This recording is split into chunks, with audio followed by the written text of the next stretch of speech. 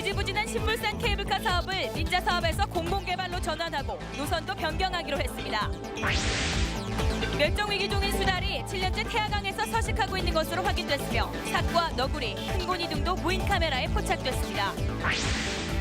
태화강에서 방류한 연어가 북부 지역 가천으로도 회귀하고 있지만 관리의 손길이 미치지 못해 남회기 성행하고 있습니다. 체납자의 예금 계좌를 실시간 조회해 압류할 수 있는 전자예금 압류 시스템을 도입한 중구청이 4개월 만에 체납세 10억 원을 징수했습니다. 여러분 안녕하십니까? 11월 20일 화요일 UBC 굿모닝 울산입니다. 울산지방은 오늘 찬 대륙성 고기압의 영향으로 대체로 맑겠습니다. 아침 최저 2.1도, 낮 최고 기온은 13도까지 올라가겠습니다. 울산지방은 내일도 아침 최저 3도, 낮 최고 14도로 오늘과 비슷한 기온 분포를 보이겠습니다. 울산기상대는 모레쯤 비가 내린 뒤 주말쯤 기온이 크게 내려갈 것으로 예보했습니다. 자신도 모르게 통장이 만들어져 돈이 거래되고 있다면 얼마나 황당할까요? 실제로 이런 일이 있었습니다. 김규태 기자입니다. 이모 씨는 최근 황당한 문자 메시지를 받았습니다. 지역의 한 신협에서 자신의 이름으로 체크카드가 그것도 석 장이나 발급됐다는 거였습니다. 확인해보니 신협 직원이 이 씨의 이름으로 통장까지 몰래 만들어 사용하고 있었습니다. 1년 전 한 차례 거래한 적이 있었는데 해당 직원이 이 씨의 개인정보를 이용해 제멋대로 통장과 카드를 만든 겁니다. 그때 한 번 딱 쓰고 바로 폐기를 했는데 그 전에도 신협에서는 저는 거래를 한 번도 해본 적이 없고 그 이후로도 해본 적이 없죠. 당황스러웠죠, 많이. 해당 직원은 고객 몰래 통장을 만들기 위해 이 씨의 도장이 아닌 자신의 도장을 이용했고 개설한 카드로 물품을 구입하기도 했습니다. 모두 실적 쌓기 때문에 벌어진 일입니다. 원래 우리 카드가 1인당 직원들한테 22장인가 23장인가 발급이 나왔어요. 자기네 실적을 해야 되고 바쁜 마음에 개설하고 본인한테 연락하면 되겠다. 경찰은 신협 직원 24살 이모 씨를 사문서 위조 혐의로 입건해 조사를 벌이고 있으며 금융위원회도 진상조사에 나섰습니다. UBC 뉴스 김규태입니다.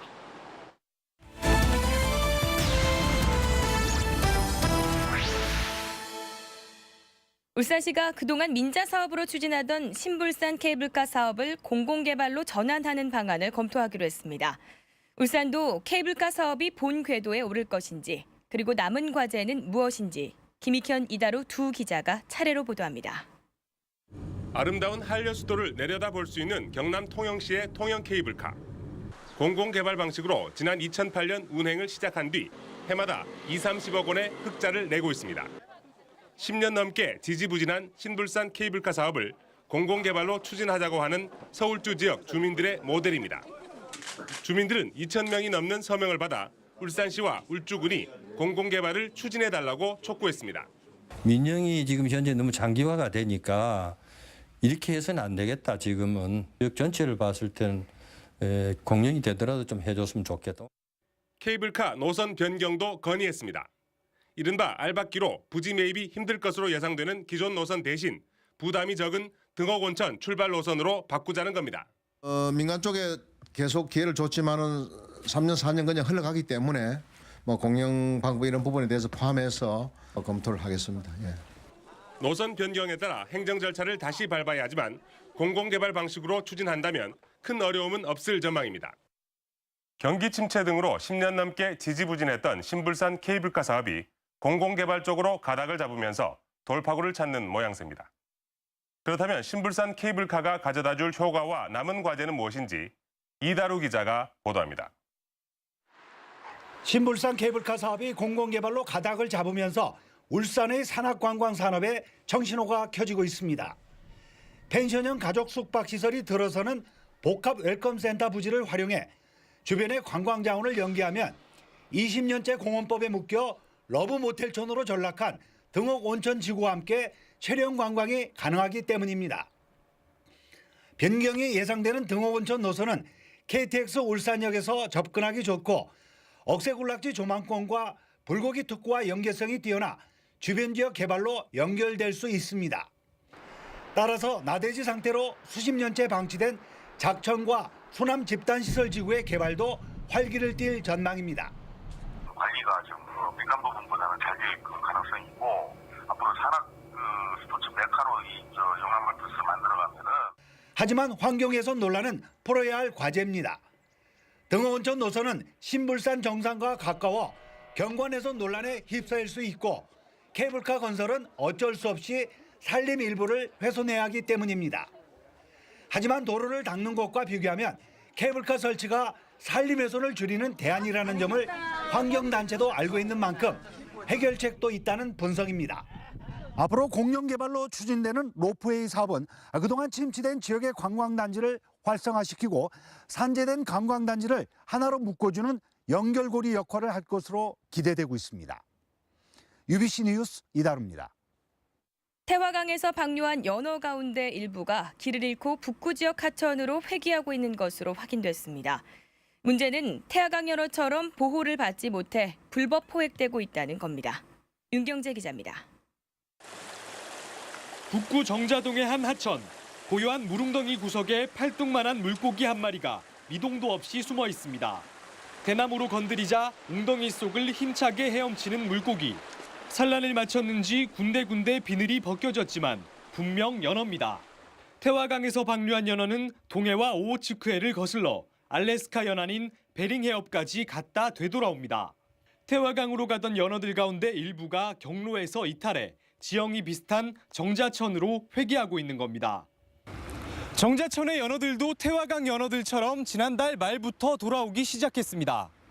전문가들은 모천 회귀의 대명사인 연어일지라도 전체의 5에서 10%가량은 산란 장소를 제대로 찾지 못한다고 말합니다.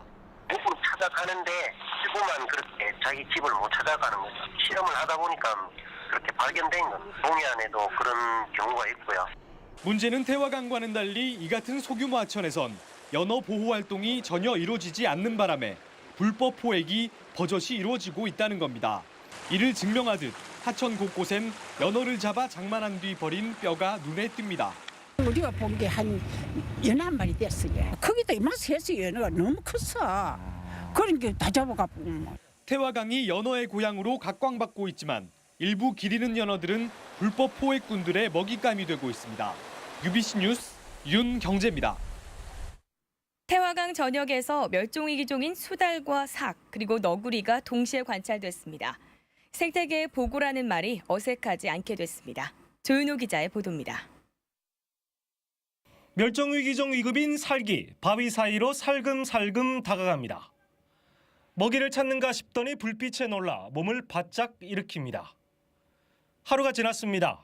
이번에는 태화강에 7년째 서식이 확인된 터줏대감 수달 부부가 찾았습니다. 요리조리 눈치를 살피다 생선 한 마리를 입에 물고선 물속으로 들어갑니다.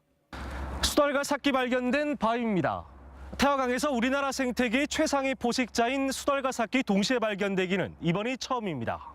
경쟁 관계일 수도 있죠. 수달이 이제 먹이를 잡고 올라오면은 날고 있다가 먹이를 뺏어가는 경우가 종종. 자기 영역 안에 다른 수달이 못 들게 한다는 것이 뭐 사기 들어오는 것을 어떻게 막을 수 있어요. 또 울주군 삼동면 인근 하천에선 먹이를 찾아 배회하는 너구리의 모습도 무인 카메라에 잡혔습니다. 울산시는 수달과 삭 그리고 너구리가 태화강 전역과 동천강까지 폭넓게 서식하고 있는 걸로 추정하고 있습니다. 멸종위기 일종인 수달을 비롯한 너구리, 삭 등이 태화강 수계 전반에서 발견되는 것은 태화강의 생태계가 살아나고 물고기 등 어족자원 먹을거리가 풍부하기 때문이라고 판단됩니다. 해마다 연어와 까마귀, 백로가 찾는 태화강. 생태하천 태화강은 이제 어류와 조류뿐 아니라 포유류들까지 함께 어우러진 생태계의 보고임을 입증하고 있습니다. UBC 뉴스 조인호입니다. 울산시의회가 사상 처음 증인으로 출석한 피감기관 공무원의 요청으로 행정사무감사를 비공개로 진행해 논란이 되고 있습니다.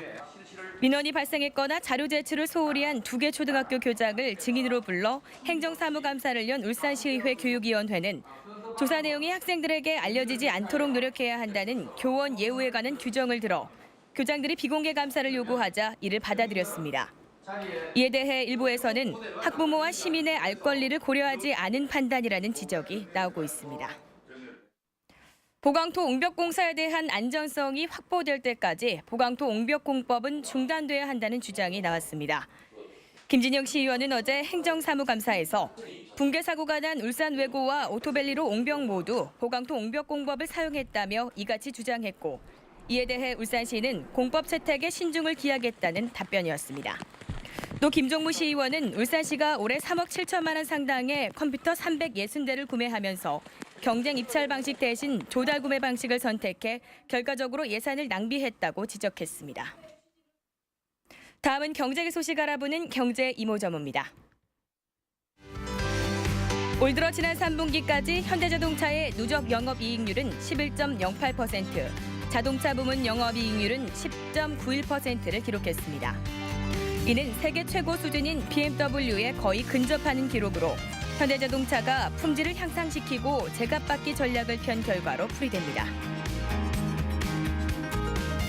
경남은행 울산본부는 사단법인 어울림복지재단 복지소망저금통 사업에 기부금 500만 원을 전달했습니다.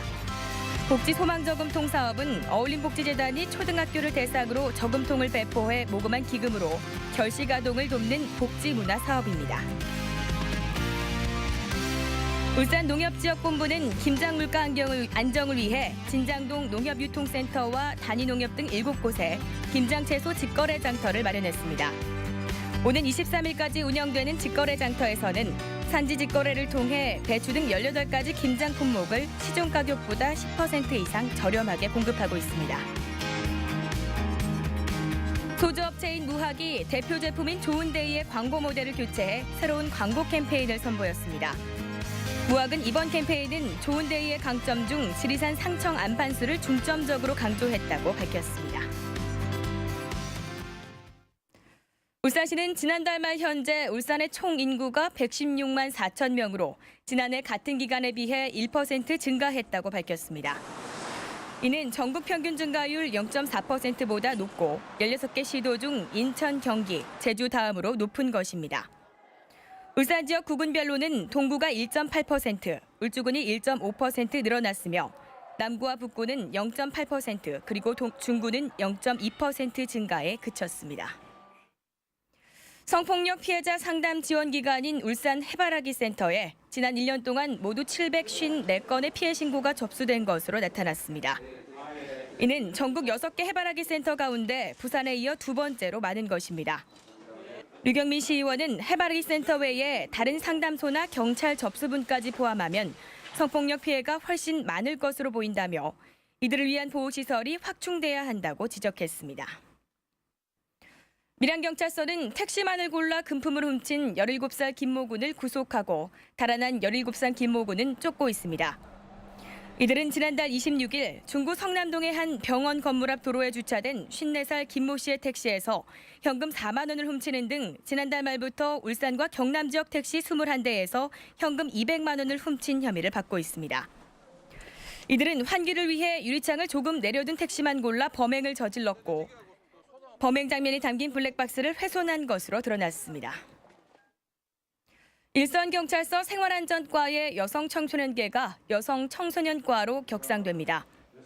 중부와 남부경찰서는 늘어나는 성폭력과 가정폭력에 대처하기 위해 조직을 개편하고 성범죄 관리 전담요원과 학교 전담경찰관 배치를 위해 인원도 5명에서 10명으로 늘리기로 했습니다. 울산시가 내일부터 울산대공원과 문화공원, 대숲생태공원 등에서의 흡연을 적극 단속하기로 했습니다. 울산시는 지난해 11월 공원이나 놀이터 등에서 흡연하면 과태료를 부과하는 금연 조례를 만들었지만 지금까지 단속 실적이 없어 유명무실하다는 지적을 받아왔습니다. 체납자의 예금 계좌를 실시간 조회해 압류할 수 있는 전자예금 압류 시스템을 도입한 중구청이 4개월 만에 체납세 10억 원을 징수했습니다. 중구청은 지난 7월부터 지난달까지 압류 시스템을 활용해 50만 원 이상 지방세 체납자의 예금을 실시간 압류한 결과 288명으로부터 체납세 10억 3천만 원을 징수하는 성과를 거뒀다고 밝혔습니다. 이상으로 UBC 굿모닝 울산을 마칩니다. 고맙습니다.